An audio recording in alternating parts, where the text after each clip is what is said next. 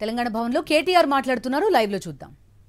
గౌరవం వచ్చింది కేసీఆర్ గారి వల్ల కూడా తెలంగాణ అనే రాష్ట్రమే వచ్చింది. ఆ రాష్ట్రానికి అస్తిత్వం వచ్చింది. తెలంగాణ అన్న పదానికే పర్యాయ పదంగా మరి కేసీఆర్ గారు మారినారు అంటే ఇది అతిశయోక్తి కాదు. అందుకే తెలంగాణ కోసం ఆనాడు 32 రాజకీయ పార్టీలను ఒప్పించిన, దేశ రాజకీయ వ్యవస్థను ఒప్పించిన, పార్లమెంటులో ఇక ప్రతి ఒక్కరిని కింది స్థాయి 4th క్లాస్ ఎంప్లాయీ నుంచి ప్రధానమంత్రి దాకా అందరినీ కలిసి మరి ఆనాడు ఈయనను చూడంగానే మాకు తెలంగాణ గుర్తొస్తుంది అనే విధంగా కేసీఆర్ గారు ఎక్కని కడపలేదు మొక్కని బండలేదు అన్నట్టు ఆనాడు విస్తృతంగా ఢిల్లీలో మరి ఆ రోజు చేసిన ప్రయత్నం వల్లనే రాష్ట్రం సాకారమైన విషయాన్ని కూడా నేను గుర్తు చేస్తూ ఉన్నాను.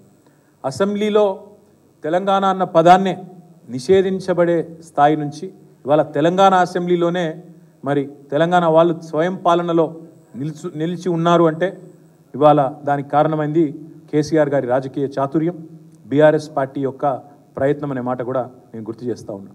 ఎన్టీఆర్ గారి పేరు చెప్తే ఎట్లా అయితే తెలుగువారు గుర్తొస్తారో కేసీఆర్ గారి పేరు చెప్పంగానే తెలంగాణ అని స్ఫురించడం కూడా అంతే న్యాచురల్. అంతే దేశవ్యాప్తంగా కూడా కేసీఆర్ అంటే తెలంగాణ, తెలంగాణ అంటే కేసీఆర్ అనే స్థాయికి మరి పేరు సంపాదించుకున్నాం. అందుకే మేము అనేది తెలంగాణ గలం, తెలంగాణ దళం, తెలంగాణ బలం, బీఆర్ఎస్ కేసీఆర్. అందుకే ఆ కేసీఆర్ దండు రేపు ఢిల్లీలో ఉంటేనే, పార్లమెంట్లో ఉంటేనే తెలంగాణ రాష్ట్ర ప్రయోజనాలు పరిరక్షించబడతాయి. సమయము సందర్భం వచ్చినప్పుడల్లా, అవసరం వచ్చినప్పుడల్లా పార్లమెంటులో గలం విప్పాలి, తెలంగాణ బలంగా కనబడాలి అంటే తప్పకుండా బీఆర్ఎస్ ఉండి తీరాలి. ఈ విషయాన్ని దయచేసి ప్రజలు గుర్తించాలని నేను కోరుతా ఉన్నా. సందర్భాలు వస్తాయి.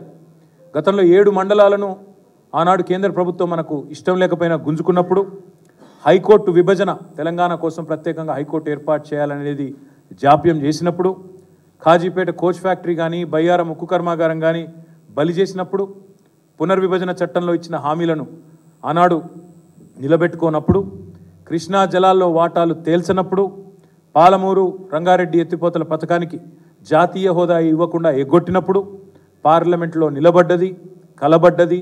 ఆనాడు గొంతు విప్పి ఆనాడు మొత్తం దేశం మన వైపు తిరిగి చూసే విధంగా చేసింది కేవలం కేసీఆర్ గారి ఎంపీలు, మా బీఆర్ఎస్ ఎంపీలు తప్ప ఇంకో పార్టీ కాదు. పార్లమెంటును స్తంభింపజేసింది బీఆర్ఎస్ఏ. ఇట్లా ఎన్నో సమస్యల మీద తెలంగాణకు సంబంధించి పోరాటం చేసింది, నిర్విరామంగా కొట్లాడింది గత 10 ఏళ్లలో బీఆర్ఎస్ పార్టీ. మన రైతులు పండించిన వడ్లను కొనుగోలు చేయకుండా ఆనాడు వ్యవసాయ శాఖ మంత్రిగా నిరంజన్ రెడ్డి గారు, తర్వాత వారితో పాటు మేమందరం పోయి ఢిల్లీలో ఆడికి పోయినప్పుడు మమ్మల్ని అవమానిస్తే, నూకలు తినడం నేర్పించండి మీ వాళ్ళకని చెప్తే, పిడికిలి బిగించి తెలంగాణ రైతుల పక్షాన ఆనాడు ఢిల్లీ వేదికగా జంతర్ మంతర్లో, అదేవిధంగా తెలంగాణ భవన్లో ధర్నా చేసి మొత్తం దేశం దృష్టిని మన వైపు తిప్పింది బీఆర్ఎస్ మాత్రమే, కేసీఆర్ మాత్రమే. మోటార్లకు మీటర్లు పెట్టాలి అని మెడ మీద కత్తి పెడితే దేశంలోని అన్ని రాష్ట్రాలు ఒప్పుకున్నా మేము మాత్రం పెట్టం, రైతుల పక్షాననే నిలబడతాం అని తెగేసి చెప్పిన ఒకే ఒక్క నాయకుడు కేసీఆర్ గారు, ఒకే ఒక్క పార్టీ బీఆర్ఎస్. అందుకే బీఆర్ఎస్ ఎంపీలు ఢిల్లీలో ఉండాలి, పార్లమెంట్లో ఉండాలి.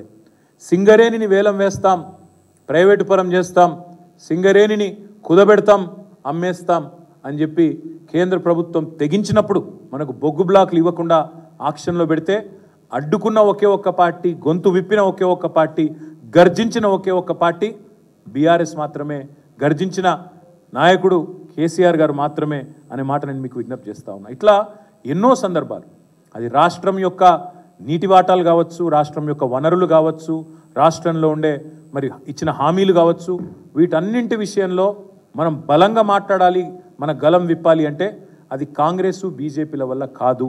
ఎందుకంటే వాళ్ళు జాతీయ పార్టీలుగా సహజంగానే వాళ్ళకి ఎటుంటుందంటే ప్రత్యేకంగా వాళ్ళకి తెలంగాణ మీద ప్రేమ ఉండదు. పార్లమెంట్లో ప్రత్యేకంగా ఎన్నడన్నా రాహుల్ గాంధీ ఒక్కరోజన్న రాహుల్ గాంధీ లేదా తెలంగాణ కాంగ్రెస్ ఎంపీలు ఒక్క పూటనన్న తెలంగాణ గురించి మాట్లాడిన పరిస్థితి ఉన్నదా?